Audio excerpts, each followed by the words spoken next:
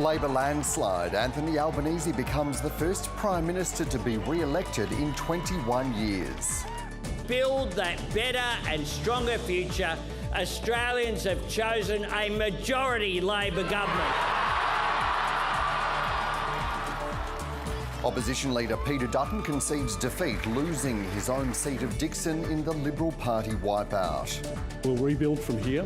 We'll do that because we know our values, we know our beliefs, and we'll always stick to them. More than a dozen seats still in play. Will break down where each party stands this morning. I'm Fawzia Ibrahim in Melbourne, where a particular electoral seat tells the multicultural story of the swing to Labor. And I'm Jeremy Fernandez, live at the Blacktown Markets in Western Sydney in one of the youngest and most diverse electorates in Australia. And the ABC's election wizard Anthony Green makes his final call after a career spanning 3 decades and more than 90 Australian elections.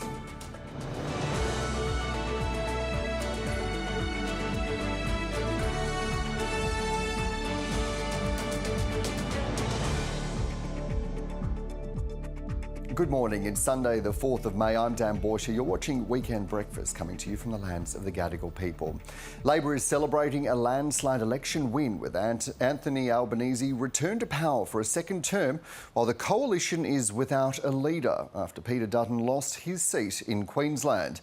Labor managed to pull off a remarkable comeback after early polls suggested the government would struggle to hold on to power early in the 5-week campaign.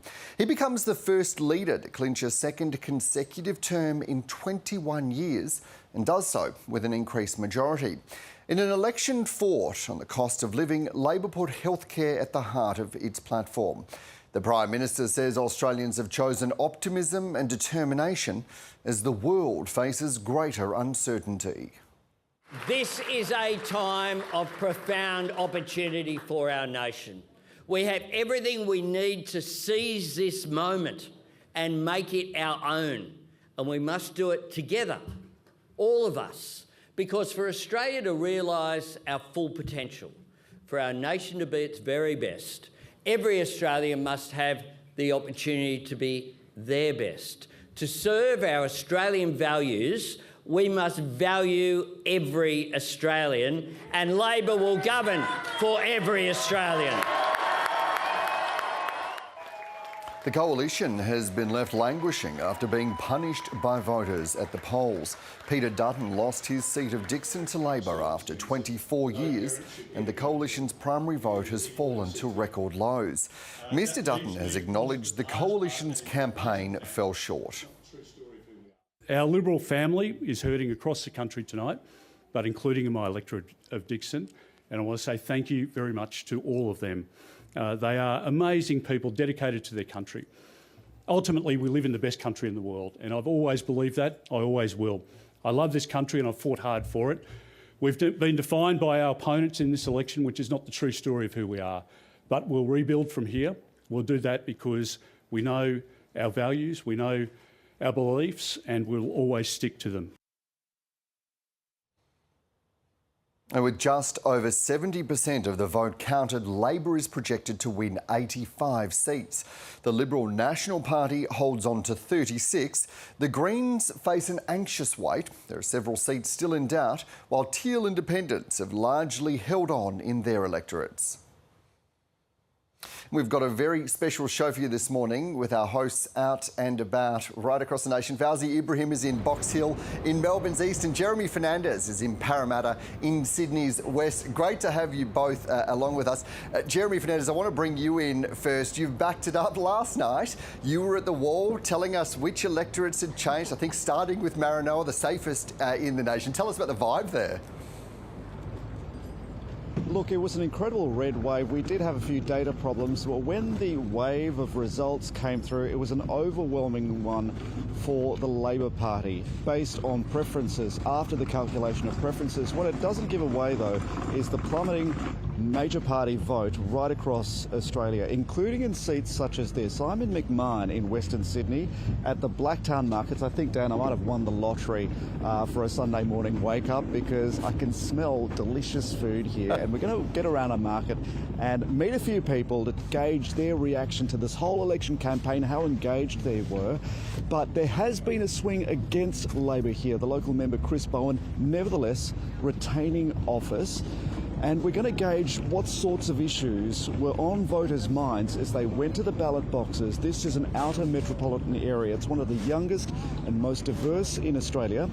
And this cohort of voters, Gen Zs and millennials, the largest voting bloc in Australia, but also famously difficult to predict because their political allegiances don't fit neatly anywhere in particular. So we're going to gauge the reaction of locals here to the campaign, to the issues that they see bubbling along for this government. Yeah, Jez, fair to say that I'm jealous of you out there with the food, and I'm sure that I can almost smell the strong coffee coming through the screens this morning. So well done to you snagging that post.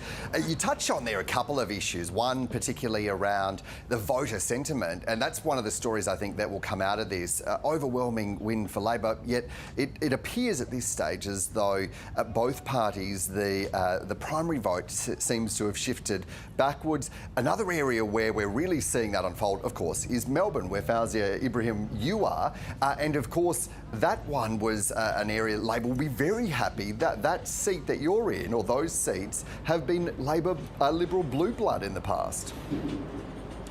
It's been a Liberal blue blood seat since 1984. Named after Robert Menzies, I am in the electorate of Menzies. In fact, I'm in Box Hill at the moment, where there is a majority Chinese Australian community, and I've just been handed this very yummy soy sweet hot milk breakfast, and I'm thoroughly enjoying it. So I'm jealous. I'll see you one up there, Jeremy. It's a lovely breakfast. But seriously though, that's right, it's a seat that's moved 2.4% swing towards Labor. The new MP for Menzies is Gabriel Ng. He's a first-time candidate. Now, he defeated Keith Wolahan, who'd initially won the seat in 2022, but at a time when the Liberal Party had seen its primary votes go down or start to decline. I've been out and about here in the community talking to people, asking about why they thought there's been this swing. And many of the Chinese Australians say that they were affected by, you know, whenever there is a Chinese-Australia tension or bilateral tension, that's when their businesses suffer, their families suffer, travel starts to suffer as well. So they didn't take too kindly to Liberal MPs Jane Hume's implications that there were Chinese spies within the Chinese-Australian community here.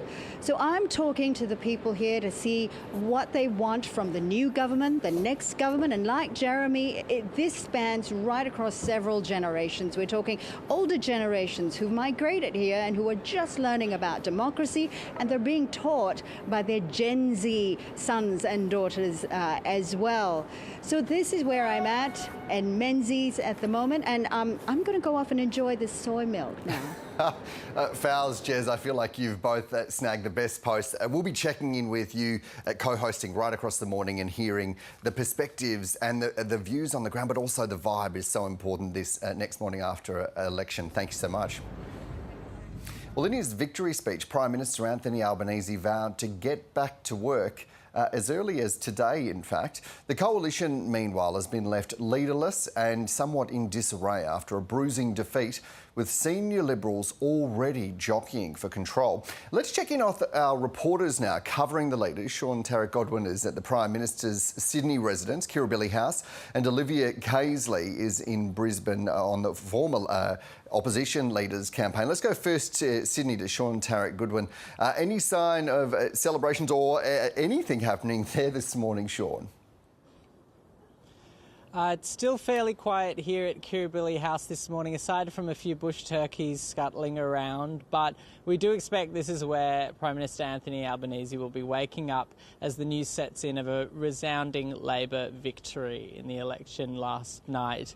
He addressed the party faithful at the party's headquarters in Sydney's Inner West, and celebrations there continued into the evening, and then the Prime Minister made his way back here to Kirribilli House for some rest, possibly after a long campaign and ahead of 3 more years of government. A very different picture today than the last election, where Anthony Albanese was transitioning from opposition leader to Prime Minister. Now he remains in government as the incumbent, and there is a mood of celebration in the Labor team across the country. Here at Kirribilli House was where Peter Dutton was intending to reside as Prime Minister, but after the outcome of the election swung in the opposite direction, it's been an expanded majority for the Labor government and definitely continued celebrations for them. As to the Prime Minister's movements today, we're yet to hear what those will be, but we'll keep you across any of those, particularly if there's a celebratory doggy chino for Toto in it later this morning. I bet that would be high on the agenda. Meanwhile, political reporter Olivia Caisley was at Liberal HQ last night and joins us now.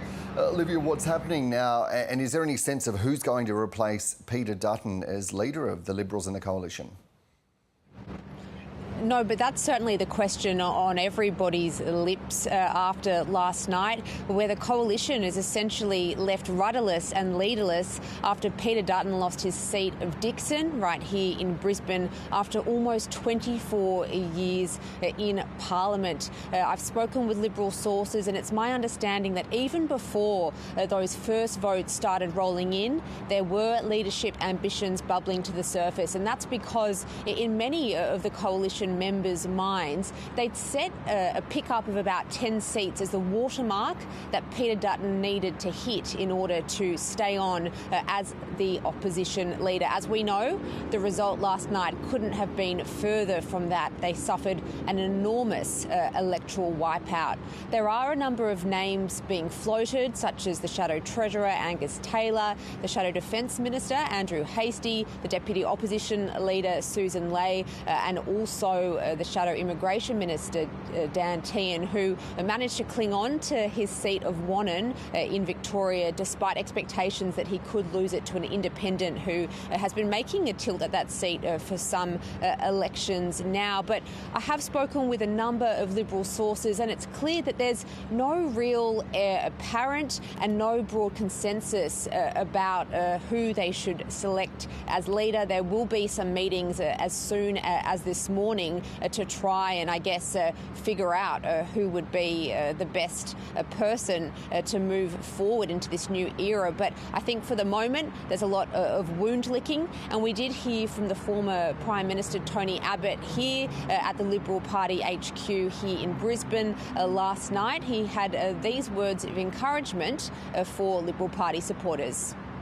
What I really do want to say, though, is to reassure people who voted Liberal today and people who normally vote for the coalition not to lose heart. At our best, we are the Freedom Party, we are the Tradition Party, we are the Patriot Party. And at our best, I believe that we can be the natural party of government. Now, as an Australian patriot, I hope that the Australian government, of whatever complexion, succeeds. I hope that the Albanese government succeeds for our country's sake. So, Olivia, just what went wrong?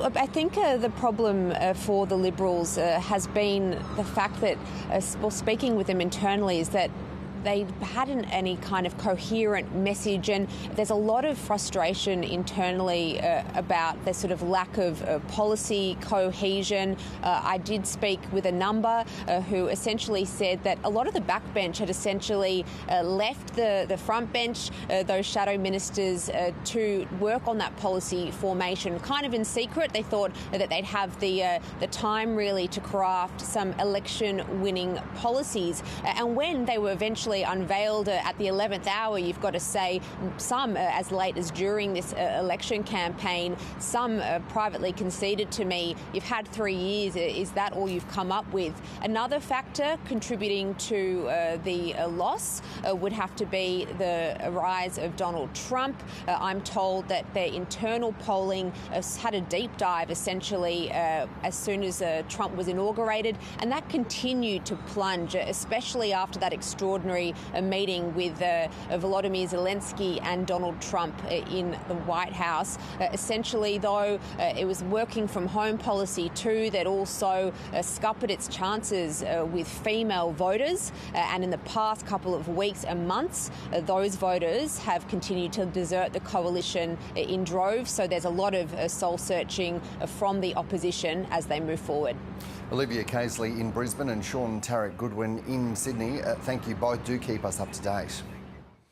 Well, let's bring in now Insider's host, David Speers, who's been standing by, backing it up after a very long night. Spearsy, an historic win for Labor. What was your analysis of how this election unfolded?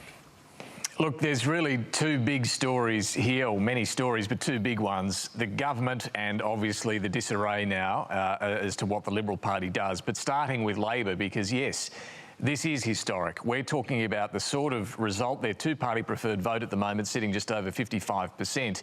We haven't seen Labor do that really since the post-war era. This is a landslide win. First-term governments, Labor or coalition, normally go backwards at their next election. This one has surged forwards. The Australian people have embraced the Albanese government. They've gone for stability at a time of global uncertainty. They have backed the agenda that was focused on health, more childcare spending, HECS debt relief, all of those policies we heard from Anthony Albanese that, yes, do involve bigger government, more government spending, but this has now been embraced by Australians right around the country. A clean sweep, except for the seat of Andrew Wilkie's in Tasmania. Big inroads in Queensland as well, where Labor's struggled for several elections. They're back now in the southeast corner of Queensland, holding their position right across Victoria, New South Wales, even making further gains in the cities as well of Sydney and Melbourne. So yes, this is in so many ways historic. What it means for the government is a big mandate. This gives them far more legitimacy than simply seeing off the Morrison government, a backlash against the Morrison government. This is an embrace of Anthony Albanese's agenda. So they should have the scope to be more ambitious on the reform front in many ways. This does give them much greater political capital, and the question is, how will they now spend it? I think for the opposition, well, it's the opposite story. This is a crushing defeat. They've gone backwards from where they were 3 years ago, which was hard to believe. This is the worst primary vote we've seen for the coalition, certainly for the Liberal Party, ever. Now, they haven't got a leader. Peter Dutton losing his seat was quite a surprise to all concerned, but it's more than just losing their leader. I think it's more than just a debate over whether they kept policies too late and so on. This is a directional question. Does the Liberal Party have the right direction? Does it have the vision that Australian people are going to embrace? And right now you'd have to say no. Well, and I want to pick up on that point, Spearsy, because this is two failed elections. There are some already on social media, I think on your panel and others last night, that were saying this is a repudiation of that shift to the right of the Liberal Party. There will need to be some serious soul searching, won't there? Yes, and it's a good point because after the heavy defeat of the Morrison government, the question, and they lost all those seats to the Teals, what were they going to do to win them back? And they really didn't want to bother going down that path. Instead, Peter Dutton pursued this strategy of chasing votes in the outer suburbs instead and largely ignored those Teal seats, apart from some token visits at the end of the campaign. But on the policy front, there wasn't much to win back those sorts of seats. And now the problem has only grown worse last night, losing more seats in Sydney to Labor, to independents. Yes, things like doing preference deals with One Nation, bringing up Welcome to Country in the last week of the campaign as well as being a problem, saying you're not going to stand in front of an Indigenous flag. All of these issues that really moved well beyond where the coalition needed to focus on cost of living. and clearly didn't appeal to the electorate. Just finally, David, there are the independents that you've touched on who seem to largely have held on, and also some interesting developments, including the seat of Bean, held by Labor, looking at this stage as though that might shift towards the independents. And then there's going to be a bigger conversation about minor parties and independents, isn't there?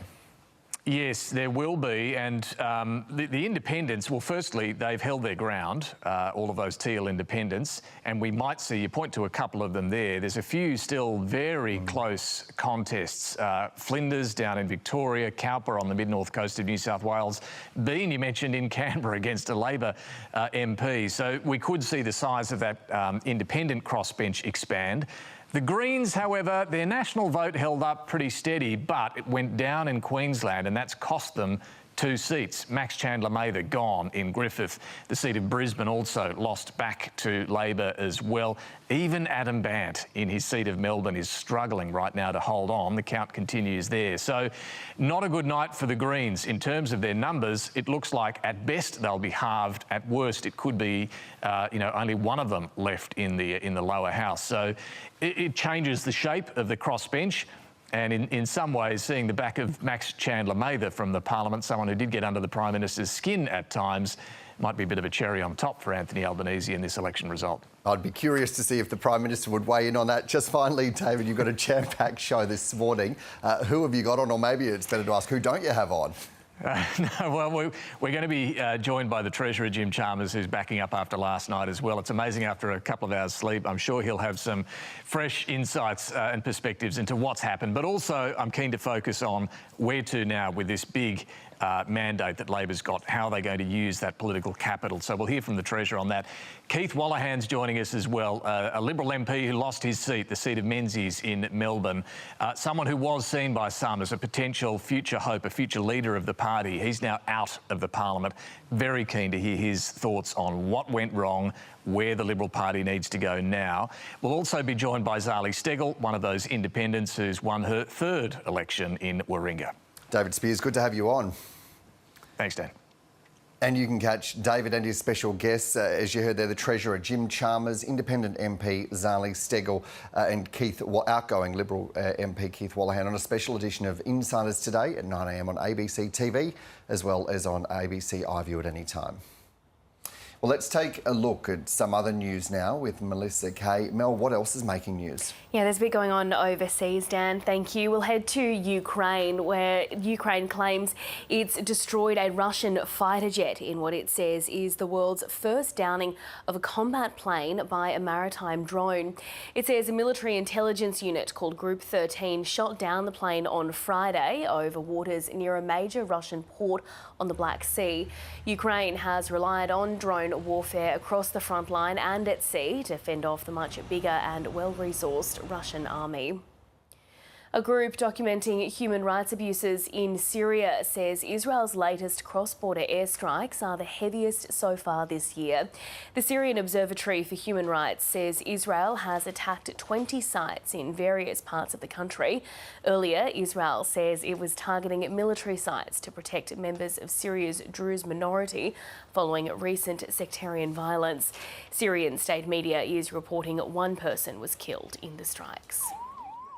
At least 6 people have been killed and dozens injured in a stampede at a temple in Goa in western India. Police say the stampede was triggered by people falling over on a steep slope after thousands of Hindus had gathered for an annual festival. The local government has cancelled all festival events for the next 3 days.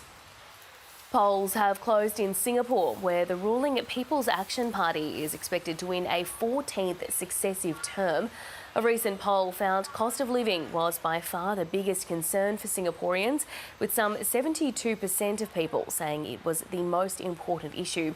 The PAP has ruled for 6 decades, but the opposition Workers' Party has made modest gains in recent years, winning 10 of 93 parliamentary seats at the 2020 election. A heavily controlled media and a 9-day campaign window has favoured the government. US President Donald Trump has been condemned by Catholics around the world after posting a computer-generated image of himself dressed as the Pope.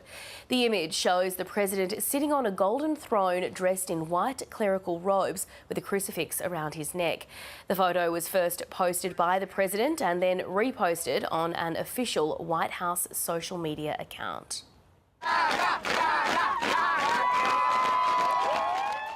And Rio de Janeiro's Copacabana Beach has been transformed into a concert venue as Lady Gaga lovers pitch umbrellas and wave rainbow-coloured fans at a free show. The concert is expected to draw more than 1.5 million attendees. Local authorities have deployed a security plan which includes military police, civil police agents and 18 checkpoints with facial recognition technology to deal with the large crowds.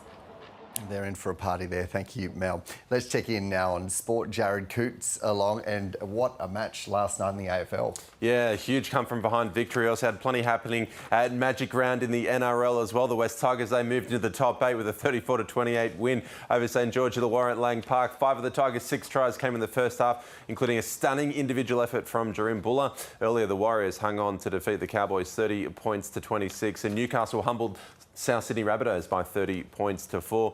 In that AFL clash, Geelong held on to claim a nail-biting 3-point win over Collingwood at the G. Captain Patrick Dangerfield was instrumental for the Cats. He kicked a goal and completed 29 disposals in the 13 goals, 12-90 to 12-15-87 victory. Jack Cripps missed the shot to win the game after the siren.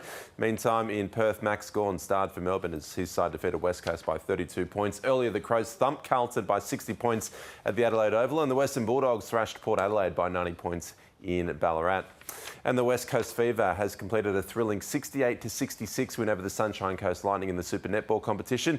Fever star Janil Fallon-Embard scored both the game-tying and game-winning points in the dying moments of a back-and-forth encounter. Earlier, the Giants won their first game of the season with a shock 64-63 victory over the Adelaide Thunderbirds in Sydney. The F1 sprint race in Miami as well. Dan Australian Oscar Piastri finished in second. He was unlucky to come second behind Lando Norris. A pit stop and everything went wrong for Piastri, so it wasn't really his fault, but he ended up finishing second. They got qualifying now for the main race. Oh, next time it'll have to be. Jared, thank you so much. Thank you. Let's check in on the weather in the capital. Showers in Brisbane, mostly sunny in Sydney. Morning fog for Canberra, frost, then sunny. Mostly sunny in Melbourne, Hobart and Adelaide. A shower or two in Perth and Darwin, getting to a top of 33 degrees. And let's head back to Western Sydney now, where host and co-host Jeremy Fernandez is standing by. And with that smile, I reckon you've just had a double shot espresso. Look, Dan, I'm going to confess, I'm not a coffee drinker, but I don't know whose idea it was to set our camera up about 10 metres away from a burger truck. There's a guy flipping breakfast burgers about 10 metres away from me, and I've never been so distracted during a live cross in my entire life. But here we are. It's a brisk 12 degrees at the Blacktown markets in Western Sydney. Now, you heard a lot during the campaign about the outer metropolitan electorates that were going to be key to either major party winning victory, because issues like housing, the cost of living are big issues here. One of the things about this neighbourhood too, it's one of the most diverse in Australia, the fastest growing and also young. It's representative of the Gen Z and millennial voters who now form the biggest voting bloc in the country. Famously difficult to predict how they vote because their political allegiances don't fit neatly anywhere in particular. But I want to bring in now a guest we have with us. I want to introduce you to Muhammad Awad, who's a local mental health worker. You are 26 years old. You fit exactly that cohort of Gen Z and millennial voters. I'm sad to say. And I want to gauge your reaction first about last night's result. How did you think it went? I think young Australians everywhere are having a sigh of relief that Peter Dutton has lost his seat. I know I woke up this morning, my IBS was cured, I think. I'm so excited to tell my GP. And I think we're worried about the Greens a little bit. I'm in my Greens solidarity today, gang for the Greens. But I think it's... Thankfully, there's been a sigh of relief that I think that Peter Dutton is gone. It's still a really progressive government that we have, and we're really excited about what's coming. There has been a swing against Labor in this particular neighbourhood, the seat of McMahon. The sitting member was Chris Bowen. A lot of people went over to the Independent. Didn't quite get them across the line, but what does that tell you about where people are directing their frustration or their aspirations politically? I think people are really frustrated with the government as well at the same time. I think people are showing that there's strength in supporting independents, supporting smaller candidates, and showing that they can't be complacent. The government can't be complacent in not serving the community and its needs, whether it's cost of living, whether it's housing, whether it's the health and mental health needs in this community. I think people are showing their frustrations through their voting. This had been called at one point the cost of living election. Tell me about the cost of living issue in this part of the world, because this is out of metropolitan Sydney. Housing is a big issue, infrastructure, just the basic cost to get by every day. I think the Cosy Lives crisis, as we're sort of calling it, it's been like, it's affecting every level of life. So a great example, earlier this week, me and my friends wanted to go to the movies. We stopped at a Woolies to sneak in a couple peanut M&Ms into the movies, and they were $7 for peanut M&Ms. I'm like, that's essentially what we're paying at the movies anyway. If the price in the shops is the same price at the movies, the cost of living is too high, inflation is too high, people can't afford to enjoy the night out. When I was thinking about that as well, me and my friends were like, okay, this is stressful. Next week, we're going to stay home and we're going to stream a movie. We're not going to engage in local businesses. We're not going to go out. We're not going to engage in the nightlife. And I was like, oh, it's cold. I don't know if you've noticed. And now in the nighttime, energy's going up. We're going to have to be paying for all this extra heating. Me and my friends are going to be layering up under blankets, under jumpers, because even paying for electricity now has skyrocketed. But you do have a roof over your head, a very expensive roof. Very expensive most roof. people in Australia are finding. How is the cost of living crisis intersecting in this neighbourhood with housing, which is a major issue for the government? The last property that I inspected to rent was a 2-bedroom random granny flat out west, and it was incredibly expensive. It was incredibly out of reach for most of the people who were there, including myself. And I was there, and I saw a family of 4 who were also inspecting that property. When I asked about it, they said they had over 300 inquiries on the property.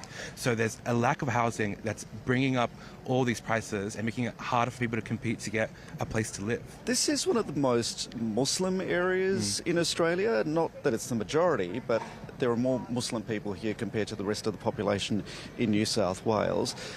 How is that issue, particularly around events in Gaza, affected this community, and how much was that an issue at the ballot box? I think this was the largest issue, I think, for the Muslim community, for the Muslim vote. I think it galvanized the Muslim vote, this idea of the Muslim vote emerged because of Palestine. I think the lack of action from the government, the lack of sanctions, the lack of not stopping the arms being sold to Israel and parts that are being sold to arms in Israel, I think has been really, really devastating. I think people were a bit more optimistic about the Labor government compared to the Liberal government going into what's been happening since October 7th.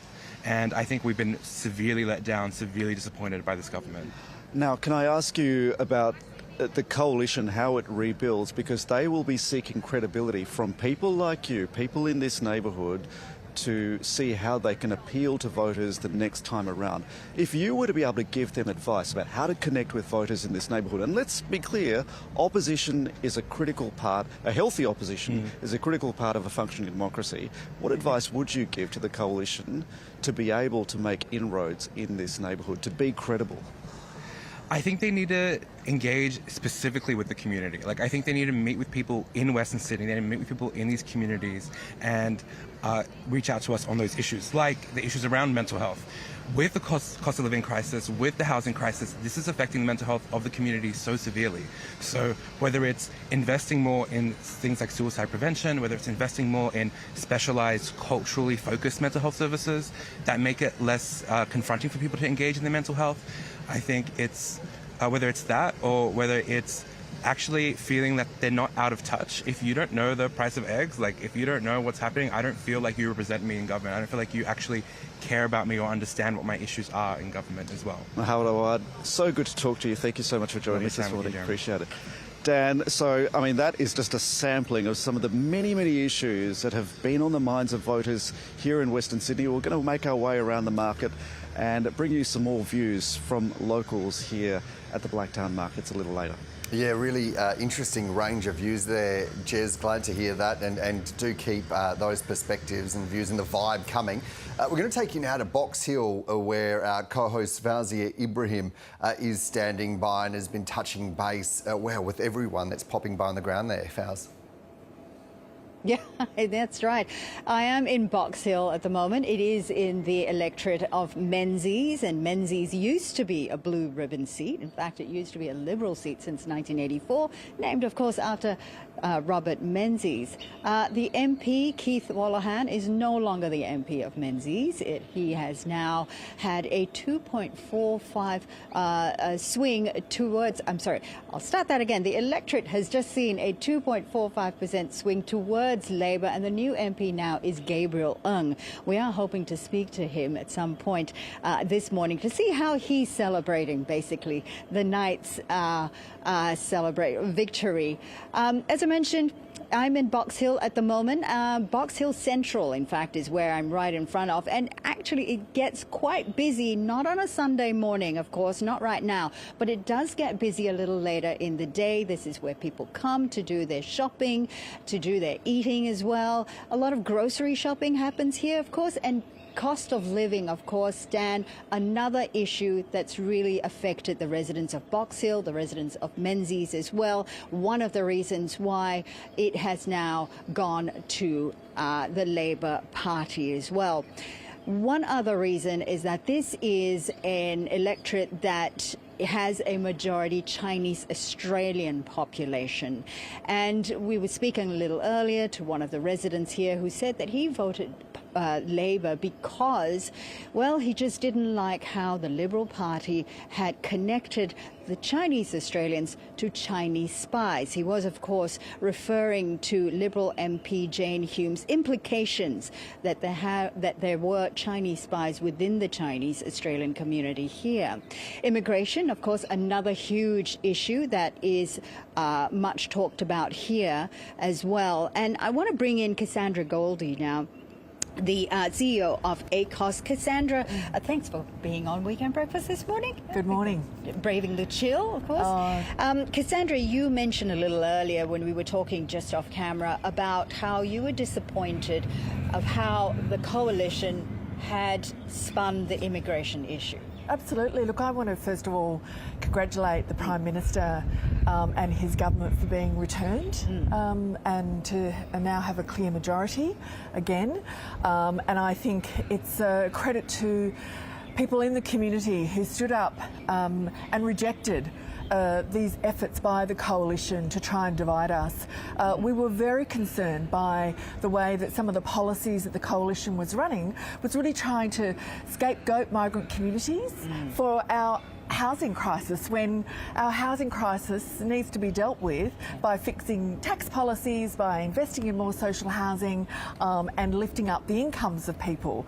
The efforts to, the welcome to country. I mean, I want to acknowledge I'm on First Nations country and do that, from my heart today.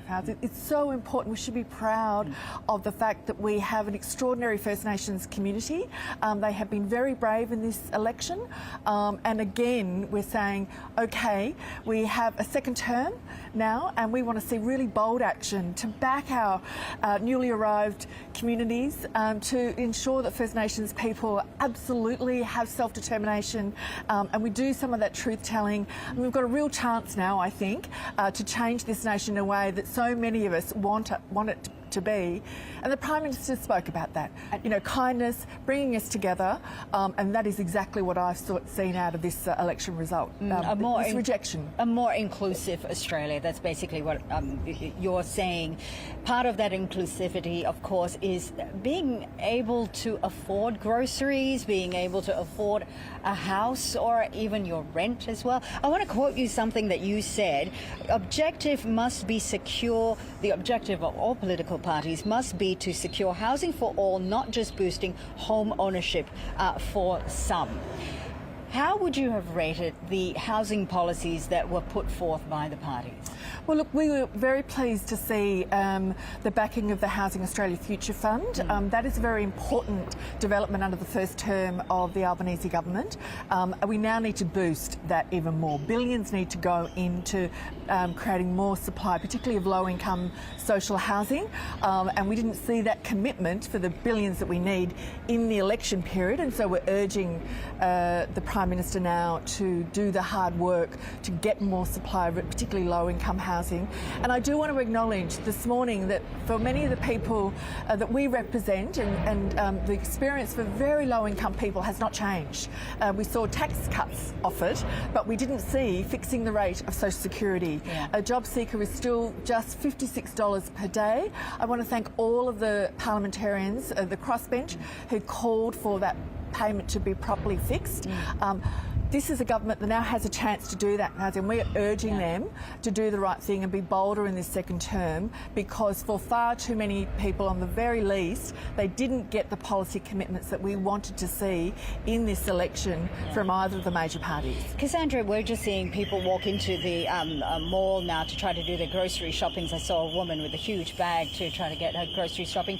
Groceries, cost of living, how, the basic necessities have been unaffordable to many people. Do you think that the Labor Party would be able to address that with all the policies that they promised over the campaign? Well, look, in the first term, we certainly saw them get on top of inflation. That was really important. And we still have relatively low unemployment in Australia. So we have a moment here to finally turn this picture around in terms of cost of living. What would you like to see? What we need now is to fix Social Security so it is adequate. Job seeker needs to go up. Youth allowance needs to go up. Those Social Security payments are so essential for people. Second is the big boost in social housing.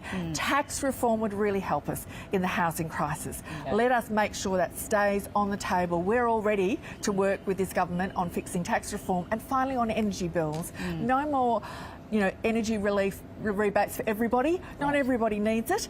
Let's help the people who really need it, and that means investing in low-income housing to get the performance of those houses up, renewables into those houses, electrification. Let's make sure we're focusing on people who really need the help now, and those precious dollars that are in the hands of this government now go to the right people. All right, Cassandra, thanks very much for joining us today.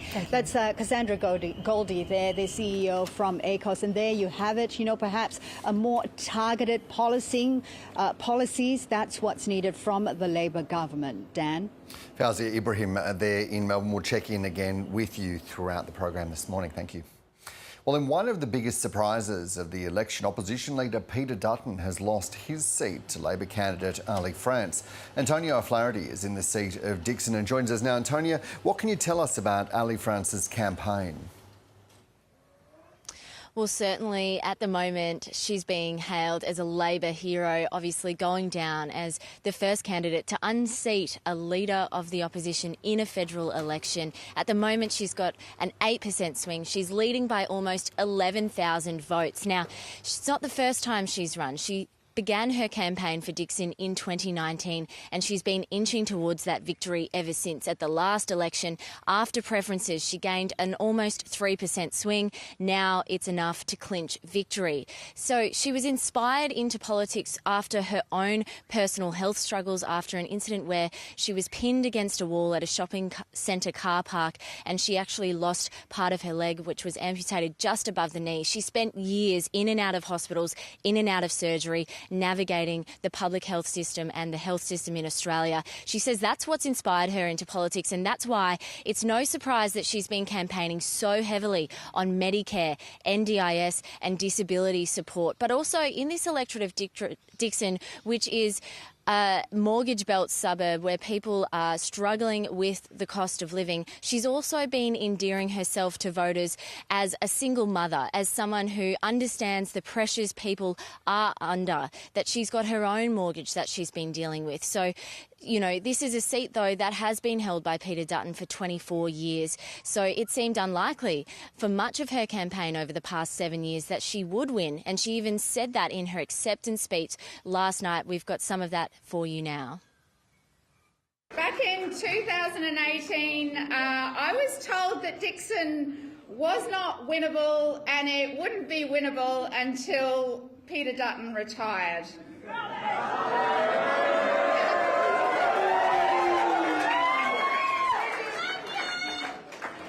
They said he was too popular, he was too well known, he had too much money.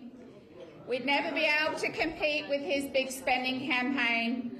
I was told that I didn't stand a chance. I took all of that in and went, yeah, nah. And so today the question will be for voters, what was it that didn't cut through when it comes to the Liberal Party's message in this seat? Just before we came on air, I spoke to a voter who said Ailey France was actually able to be here in the electorate during the most important past 5 weeks of the campaign. But in the past few months, she's not the leader of an opposition party who's having to travel around the country to try and secure votes nationally. So the question today will be gauging from people, what was it about Ailey France's campaign that actually resonated more with voters in Dickson? Antonio O'Flaherty reporting from the seat of Dickson. And Labor has won 4 of Tasmania's 5 seats, gaining 2 from the Liberals. Reporter Sophie Jaggers joins us now from Hobart. Sophie, what have results confirmed in the state so far? Good morning. Well, in Tasmania, as we saw across a lot of the country last night, we've seen a big swing towards Labor. The party now is set to hold 4 of our 5 electorates. The Liberals no longer hold a federal lower house seat in the state.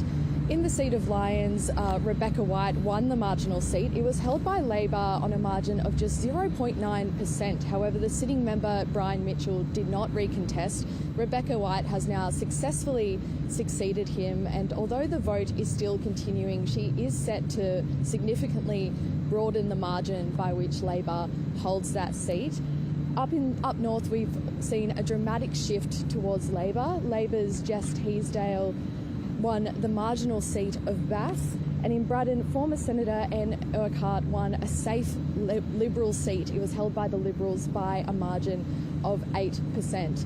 And then, of course, one of the safest seats in the country, Clark, was comfortably retained by independent Andrew Wilkie. Coming into the election, he held it on a margin of 20.8%. Sophie, what about the rest of the results? Any surprises?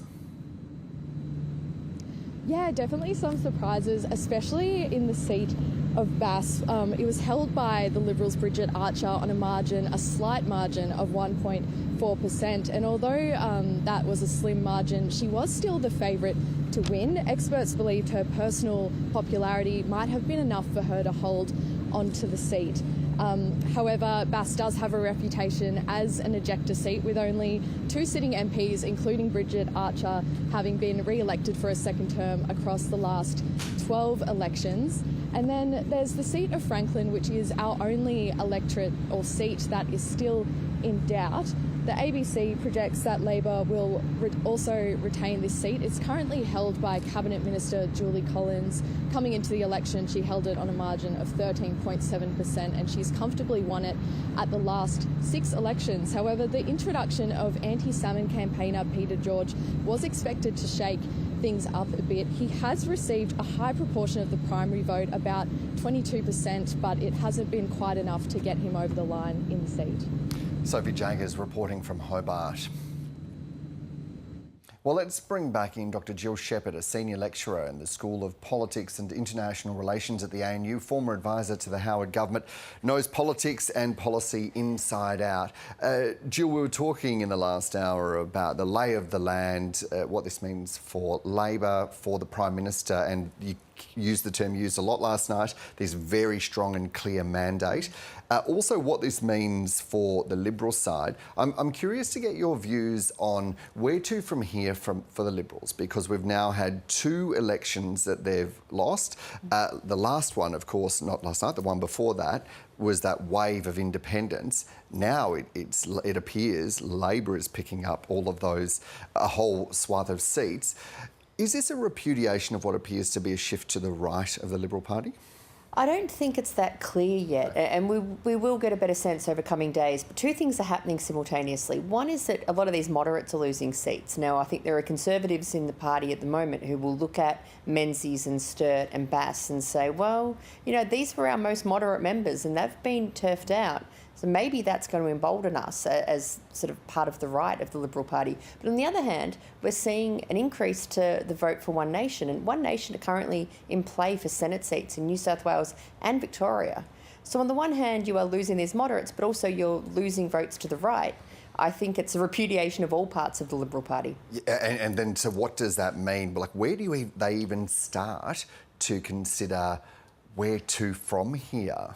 I don't know, because I feel like we were back here 3 years ago, Dan, saying how do you recover from this loss? How do you recover from losing Kooyong and Goldstein and Wentworth? You know, jewels in the Liberal crown, and they haven't got them back. And not only have they not got them back, they've lost neighbouring seats. They're losing the outer east of Victoria, which was Liberal Party heartland for decades. And just briefly before I let you go, the seat of Bean in Canberra, where you live, that was seemingly very safe. I think it was on a 12% margin for Labor. Right now, voting continuing, but it's looking like that'll go to an independent. Finally, the ACT is relevant in federal politics. It's a very exciting time for us Canberrans. Incredible. The first results that came in last night were from Norfolk Island, and I said on air, gee, this looks interesting for Jess Price, the independent candidate, getting Climate 200 money and endorsed by the Voices movement, which is picking local candidates to run against the major parties and making sure that they're well-resourced and well looked after. We dismissed it at the time. We thought, surely not. David Smith from the ALP will hold this seat. As of last counting, she's slightly ahead and looks like she'll probably win. And does that, do you think, send a broader message about just where independents might be able to make ground if this was that very safe to very safe seat? The other story out of the ACT is that David Pocock has overwhelmingly beat Katie Gallagher, the Minister for Finance, in the Senate race there. Former Chief Minister, long-term, very popular Chief Minister and local politician too. Genuinely Incredible result. I think it shows, and this is the message that's going to get lost in all of the wrap-up this week, is that the major parties are still very much on the nose. And this is something that you touched on in the last hour, that in terms of those primary numbers, this is a huge swing against Liberal, 4%, the primary 2% swing to Labor at this stage. But those primary votes, 34.7% for Labor, 31.7% for the Coalition, those are low. And if the pre-poll votes are trending as heavily towards the Coalition as Labor keeps warning us, and they've been warning everyone all week, then that becomes a wash, and that's no swing to Labor at all. Well, we'll be watching that very closely. Dr. Jill Shepherd from the ANU, thank you so much. Great to have you along this morning. Pleasure, Dan. And let's head back to Western Sydney. Co-host Jeremy Fernandez is standing by at the Blacktown markets in Western Sydney.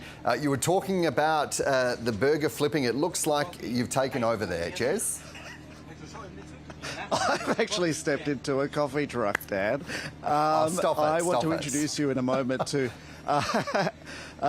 Vincent Albanese, who's a operator of coffee truck here at the Blacktown markets. He's doing a roaring trade this morning. I just want to give you a view outside the marketplace. I reckon Vincent has got one of the best views this morning. It's a lovely sunny day outside. The market is filling up. It's the sort of market where people are sort of selling bric-a-brac. There's food trucks, groceries. It's really quite an event out here on a Sunday morning. But, you know, much like the rest of Australia, this is the smell, this is the feel of a Sunday morning as people kind of come together, particularly the morning after an election. Now, Vincent Albanese, I'm told, no relation to the Prime Minister. In fact, didn't even vote for the Labor Party. But he's going to talk to us about the mood in the community, because it's been quite an issue out here. Some of the key issues that we heard across the campaign, things like cost of living, housing, have really hit hard in this neighbourhood. Vincent, good morning. Good morning. Just when the cameras turn on, I think we've kind of managed to attract a whole bunch of people with orders. Got a small queue developing outside. Tell me. Now, tell me, your reading of the election result yesterday, you didn't vote for either of the major parties. No, correct. Why is that? Well, I've been following the social media feeds for over 2 weeks. It was obvious that there was a shoe-in. You know, when you're in opposition and you haven't got any policies that you can table, I'm sorry, people are just tuning out. And I thought, well, if they're going to win, you still need to vote for a balance in power. So I was looking across the board at what I could do to help achieve that, but it looks like it didn't happen. What sorts of issues were on your mind, and what do you sort of gauge in the community about what sorts of issues people really felt strongly about this election campaign? I understand what the issues have been about cost of living, housing, all those issues, but they're not issues that are new. I mean, we've had those issues in previous elections. I was looking at what's happening across the world, and Australia is not unique in that way. So we were facing similar issues to everyone else around the world, and we want the country to progress. The only way we're going to progress is by moving forward, building the country. How can you build the country when there aren't enough workers? I mean, how many houses do we want to try to build over the next 4 years? Where are the workers? You know, the only way that's going to happen is if we have immigration that's effective. I understand the immigration issues, but we have to come to terms with it. And if we want to move forward, if we want to build Australia, we're just going to have to come to face those terms. I'm going to let you take this lady's order here because we are not going to get in the way of a roaring coffee trade this morning. Thank you for your patience, by the way. But Vincent, you are also, this is a second job for you. You are a school teacher as well. Tell me, how do families feel about the issues confronting their children? Well, the area that I work in has a lot of immigrants come in over the last 10 years, so they're really appreciative of what the Australian government has done for them. We've really opened up our arms and welcomed them into our Australian society and into our schools. A lot of migrant communities. A lot of them have come across from Iraq and war-torn countries. The Department of Education has put in substantial amounts, you know, to cater for these families and to bring them up to speed. I mean, you know, we're really working closely with these people. Yeah. Vincent, great to meet you this morning. Thank you so much. Thank you. Thanks for having us. Back to you, Dan. Sorry. Standard bill. Looking for a second job and getting some interesting insights in the process in Western Sydney. Let's check in on the sport now. Jared Coots along. What's the latest from the Miami Grand Prix? Hey Dan, so yeah, they wrapped up the sprint race this morning. It was Lando Norris who won that sprint race. Oscar Piastri, the Aussie, he started in second. He moved into the lead on the very first turn. He was looking good after overtaking Kim Antonelli. But he changed his tyres and it all went downhill from there. Norris was rejoining from the pits himself, but a safety car was brought out, meaning Piastri couldn't actually get in front of Norris in time, so it wasn't really his fault. We had Max Verstappen getting a 10-second penalty for colliding with Antonelli in the pits as well, so it was a second place for Piastri there. And they've just finished qualifying just now for the main race as well. Max Verstappen, defending world champions, on pole, Norris second, Piastri in fourth. Yeah, and a good night for Melbourne City in the A-League men's competition. Yeah, 5-1 win over Sydney FC. This was huge for them. It guaranteed second position on the ladder, so it means they'll get a week off in the final series. It also means they're going to be through to the Asian Champions League. Auckland City are ineligible to compete in that competition, who are the minor premiers. So, yeah, big win for them. Sydney missed out on a chance of going through to the finals as well. They needed a result there, so they now finish in 7th. Western United beat Auckland City as well, 4-2, but City had already wrapped up the minor premiership. The Wanderers beat Macarthur 3-1 as well. So a pretty interesting night in the last regular season round of the A-League men's competition. There you go. Thanks so much, Jared. Thank you. Well, stick around next hour on Weekend Breakfast. We'll continue our election wash-up coverage, looking at some of those seats and hearing from voices right around the nation. Do stay with us.